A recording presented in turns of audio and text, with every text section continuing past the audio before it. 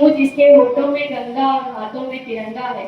वो देश जो कभी सत्यम शिवम सुंदरम, कभी वंदे मातरम, कभी पंजाब सिंधु गुजरात द्रविड़ उत्कल बंगा है। मैं उस देश की नागरिक हूँ जो वह टुकराए हुए की शरण स्थली बन जाती है और 7 समुंदर पार परदेशियों को भी अपने ब्रदर एंड सिस्टर कहकर बुलाती है।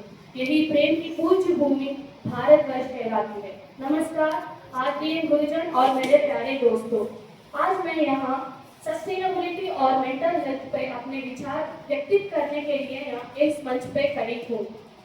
आज हम जिस धरती पे जी रहे हैं वही हमारा सपनों का घर है। वह हमें साफ हवा देती है, जीवन का आधार पानी, अन्न और अनेक विषय देती है। वह हमें छोटी छोटी अनुभवों को एहसास कराती है। लेकिन क्या हमने कभी सोचा कि हमारी धरती क्या चाहती है? उसका धड़कता दिल कैसा लगता होगा? उसकी सांसें कितनी भारी हो चुकी होगी? मैं अपना खुद का एक अनुभव एहसास करना चाहती हूँ। मेरे गांव में एक छोटी सी नदी थी, वह बहुत सुंदर और साफ थी। बच्चों की किलकिलाहट, पक्षियों की चहचहाहट और पानी की आवाज से हर तरफ गूंजती थी। लेकिन अब वह प्लास्टिक और कचरे से भरी है। यह देखकर मेरा मन भारी हो चुका है। तभी मुझे एहसास हुआ है कि बदलाव बाहर से आने वाला नहीं है, बदलाव खुद से शुरू करनी होगी। हवा धूल से ढकी है, मिट्टी कचरे से भरी है, मिट्टी अपनी ताकत खोती जा रही है, जंगल काटे जा रहे हैं, जानवर बेघर हो रहे हैं। और क्या हम कर रहे हैं? हम अपने ही दौड़ में पड़कर ये सब भूलते जा रहे हैं। पर यही सही समय है कि आपसे सवाल करें, क्या सच में हम अपने घर को बचाना चाहते हैं? सच में? अगर हाँ, तो हमें छोटे छोटे कामों से इसकी शुरुआत करनी होगी। सस्टेनेबिलिटी कोई बड़ी बात नहीं है, ये हमारे जीवन के रोज कर्मों से शुरू होती है। जब हम नल खुला छोड़ देते हैं तो पानी बर्बाद हो जाता है।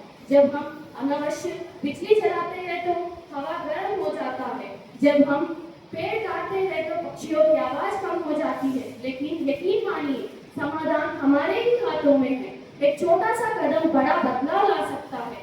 हमें पानी के हर बूंद को बचाना होगा, क्योंकि पानी ही हमारा जीवन का धड़कन है। पानी को साफ रखने के लिए हमें पेड़ लगाना होगा और गाड़ियों का कम से कम उपयोग करना होगा। हमारे घर में, हमारे कलाशाला में, हमारे स्कूलों में पर्यावरण के बारे में बताना होगा। बच्चों और युवाओं को इसमें शामिल करना होगा, क्योंकि यह बदलाव सिर्फ हमारे लिए नहीं, हमारे आने वाली पीढ़ियों के लिए भी है।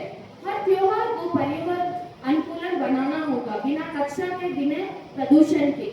हमारा रिश्ता सिर्फ धरती से उपयोग का नहीं होना चाहिए, हमारा रिश्ता धरती से प्रेम का होना चाहिए। इसे बचाना हमारी कोई मजबूरी नहीं है, इसे बचाना हमारी जिम्मेदारी है और सुंदर की अवसर है। चलिए इसे जोड़ते हैं और हमें इसे जीवन पाते हैं।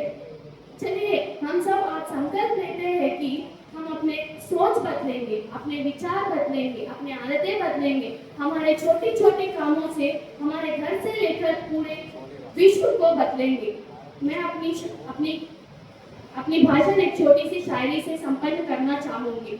हर पेड़ की छांव में बसा है एक सुंदर सा सपना हरा भरा।